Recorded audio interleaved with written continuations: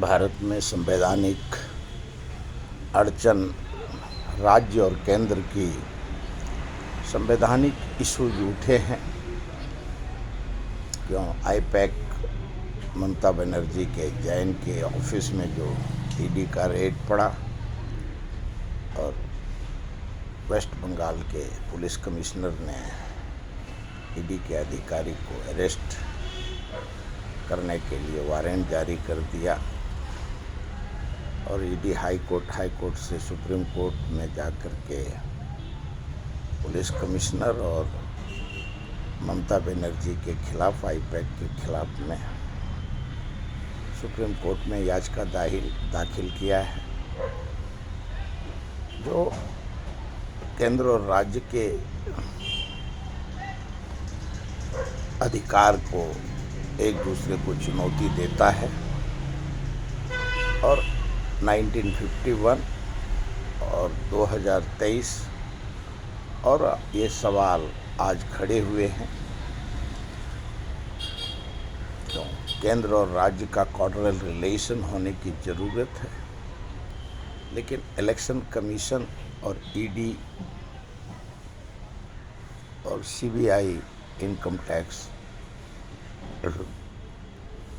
ममता बनर्जी ने जो आरोप लगाए हैं अमित शाह जी के ऊपर, भारत के गृह मंत्री हैं, उसके बावजूद ममता बनर्जी ने कहा है कि ये दुरुपयोग कर रहा है, जबकि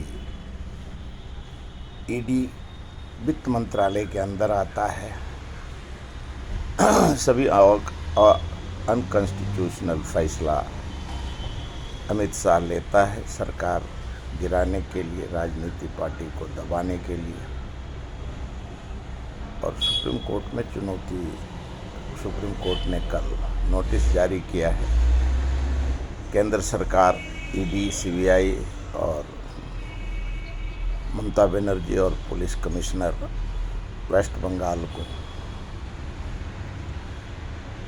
राहुल गांधी ने लोकसभा में पहले ही कहा है कि वोट जोड़ना, वोट काटना,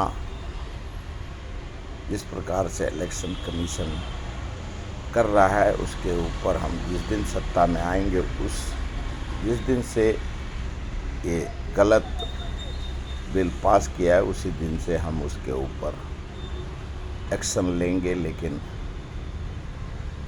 निसर्ग ही बता सकता है कि राहुल गांधी जी कभी सत्ता में आएंगे।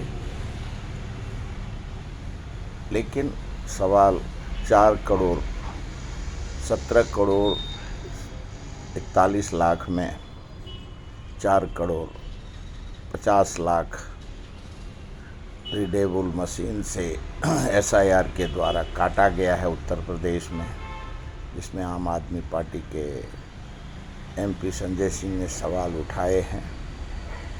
किस प्रकार से देश का जो संख्या है वो भारत का निर्वाचन आयोग और केंद्र सरकार, देश में जनसंख्या वृद्धि हो रहा है और दूसरी तरफ ये एसआईआर के द्वारा काट रहा है, इसको किसने ये अधिकार दिया है? यह असंवैधानिक है और इस पे सवालिया निशान उठाया है संजय सिंह जी ने। एसआईआर नाम जोड़ने के लिए और काटने के लिए होता है, ना कि नाम सिर्फ काटने का विरोधी पक्ष के वोट को काटना, जो उन्होंने आरोप लगाया है। और पूरे देश में, वेस्ट बंगाल में पूरा अभी सुप्रीम कोर्ट को फैसला करना है कि जिस प्रकार से एसआईआर इलेक्शन कमीशन को इतना अधिकार राष्ट्रपति के पास नहीं है, प्रधानमंत्री के ऊपर पास नहीं है, उतना अधिकार 2023 में केंद्र सरकार ने चुनाव निर्वाचन आयोग को दिया है, वो असंवैधानिक है।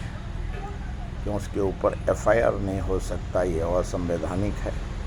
वो सारे इलीगल काम कर रहे हैं। जहाँ जहाँ इलेक्शन हो रहे हैं वहाँ इलेक्शन कमीशन अपने अधिकार का दुरुपयोग कर रहे हैं 1951 के निर्वाचन आयोग के जितने कानून हैं उसको तार तार कर दिया है।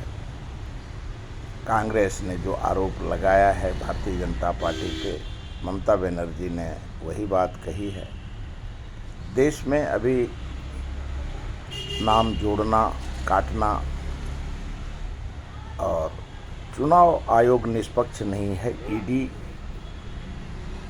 को सिर्फ इलेक्शन के समय में ही जाकर के विरोधी पे आक्रमण करता है और जब इलेक्शन जीतने के बाद सारे, क्योंकि मध्य प्रदेश हो, दिल्ली हो, बिहार हो, हरियाणा हो, पूरे देश ने, राहुल गांधी का आरोप है कि नंगा नाच जिस प्रकार से केंद्र के मोदी सरकार और election commission, ED, CBI, income tax सभी जिस प्रकार से संवैधानिक संस्था को बदनाम कर रहे हैं, देश इस बदनामी के गर्त को याद रखेगा। सुप्रीम कोर्ट में याचिका दाखिल होने से अभी जनता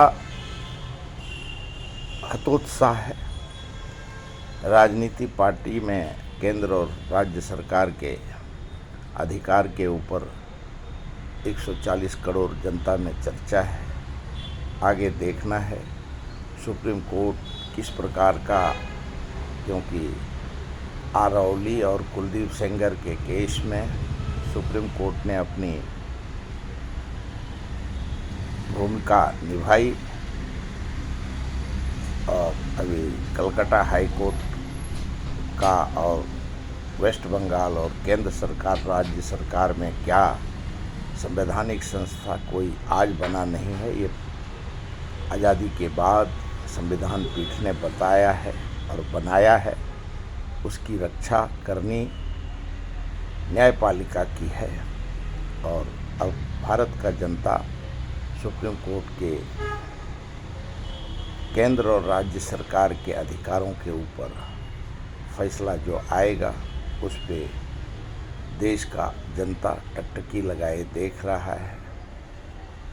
और क्यों इलेक्शन कमीशन के ऊपर पूरा भारत में जनता को और विरोधी पक्ष को या सत्ता पक्ष के भी जो जनता है उसको अब इस नंगा नाच के वजह से विरोधी पक्ष और सत्ता पक्ष के और अधिकारियों की इस प्रकार के कृत्य से देश का जनता दुखी है। आज तक इतना ही।